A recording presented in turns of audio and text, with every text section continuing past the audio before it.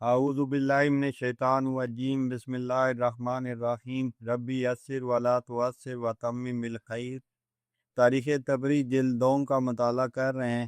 آج کے ایپیسوڈ میں رسول اللہ صلی اللہ علیہ وسلم کا ذکر اور حالات بیان کریں گے۔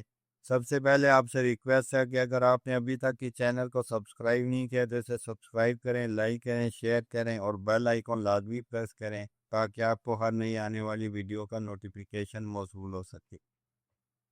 واقع فیل کے 8 سال بعد عبد المطلب انتقال کر گئے۔ چونکہ ابو طالب اور رسول اللہ صلی اللہ علیہ وسلم کے باپ عبداللہ حقیقی بھائی تھے، اس لیے عبد المطلب نے اپنے بعد رسول اللہ صلی اللہ علیہ وسلم کی پرورش اور ولایت ابو طالب کے ثبوت کی تھی اور حسن سلوک کی وصیت کی تھی۔ چنانچہ اس کے بعد ابو طالب رسول اللہ صلی اللہ علیہ وسلم کے ولی تھے، آپ انہی کے ساتھ رہتے تھے۔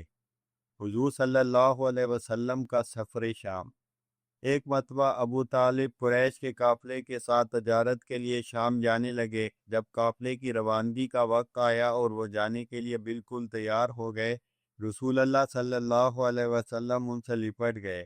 ابو طالب کو ان پر ترس آیا اور انہوں نے کہا، خدا کی قسم میں اسے بھی اپنے ساتھ لے جاؤں گا اور اب آئندہ کبھی ان کو اپنے سے علیحدہ نہ رکھوں گا۔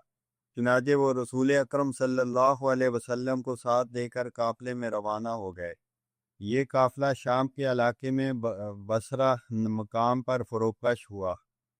یہاں بحیرہ نام ایک راہب اپنی خانقاہ میں رہا کرتا تھا۔ یہ نصرانیوں کا بڑا عالم شخص تھا۔ ہمیشہ سے اس خانقاہ میں جو راہب ہوتا تھا اسے وراثتاً علم کتابی ملتا رہتا تھا۔ جب یہ قریش کا قافلہ اس سال اس کے ہاں فروکش ہوا، بحیرہ نے ان کے لیے بڑی دعوت کی، اور یہ اس لیے کہ اس نے اپنے سومیہ سے رسول اکرم صلی اللہ علیہ وسلم کو دیکھا تھا کہ دیگر تمام لوگوں کو چھوڑ کر صرف آپ پر ایک بدلی سایہ افغن چلی آتی ہے۔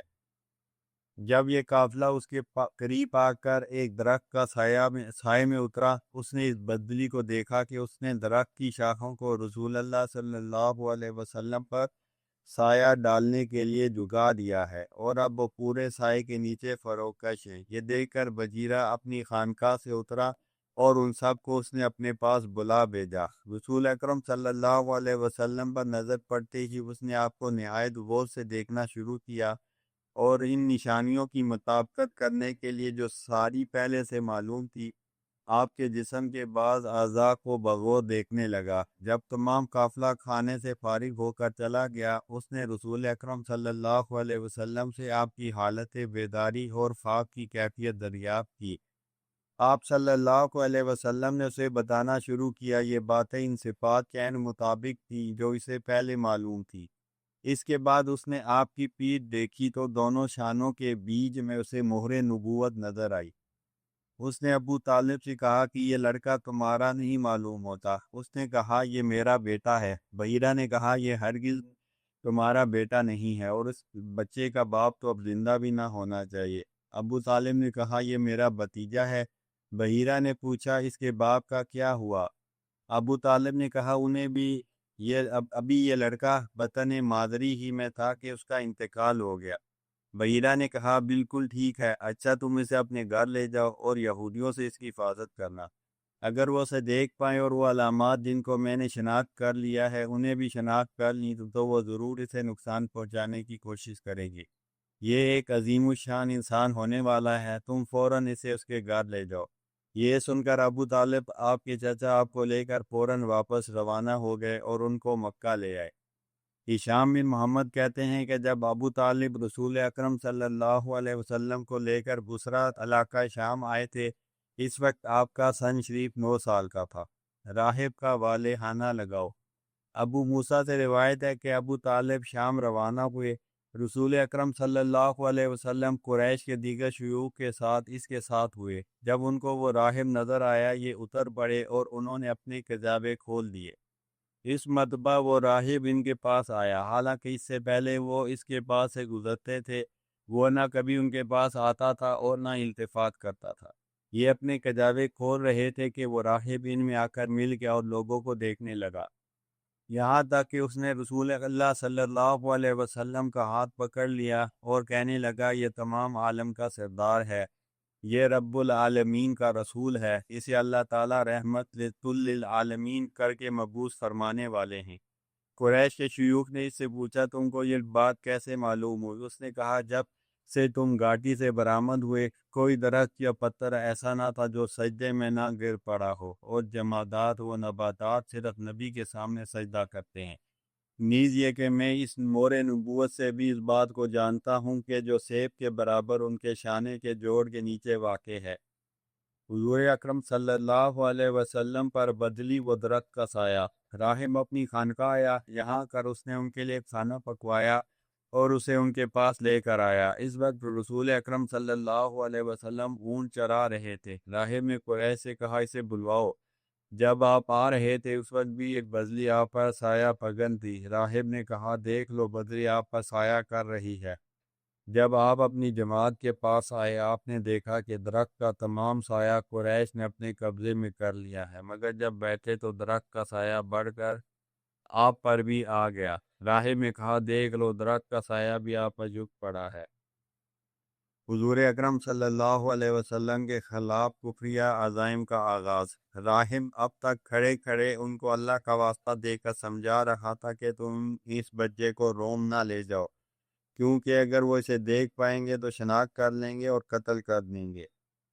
یہ کہہ کر اس نے مڑ کر دیکھا تو وہاں 7 آدمی روم کے فستادے موجود تھے۔ راہب نے خود ہی سبقت کر کے ان سے پوچھا تم کیوں آئے ہو؟ انہوں نے کہا ہم اس لیے آئے ہیں کہ ایک نبی اس ماہ میں خروج کرنے والا ہے۔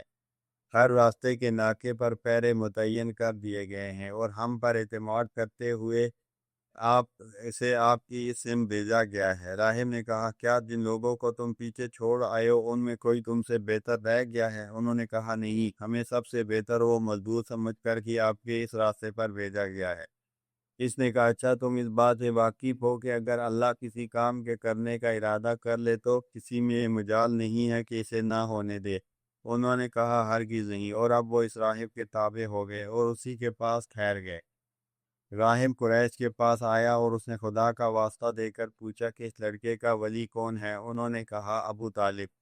اب وہ ابو طالب کو خدا کا واسطہ دے کر مسلسل اصرار کرتا رہا کہ تم اس بچے کو واپس لے جاؤ، اور جب تک اسے واپس نہ بھجوا دیا اس نے ابو طالب کا پیچھا نہ چھوڑا۔ واپسی کے لیے ابو بکر نے بلال کو آپ کے ساتھ خدمت کے لیے روانہ کر دیا، اور اس راہب نے زادِ راہ کے لیے خشک بسکٹ اور زیتون آپ کو دیا۔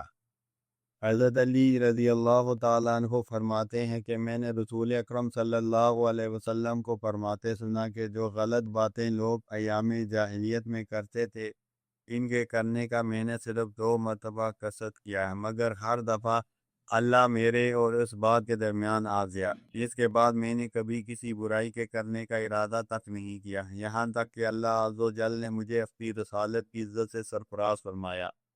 اور وہ 2 مرتبہ کا قصہ بھی یہ ہے کہ میں نے ایک رات اس کرچی نو عمر لڑکے سے جو میرے ساتھ مکے کے بالائی حصے میں مویشی چراتا تھا کہا کہ اگر تم میری بکریوں کی نگرانی رکھو تو میں مکہ جا کر دوسرے نوجوانوں کی طرح پر لطف باتیں کر آؤں۔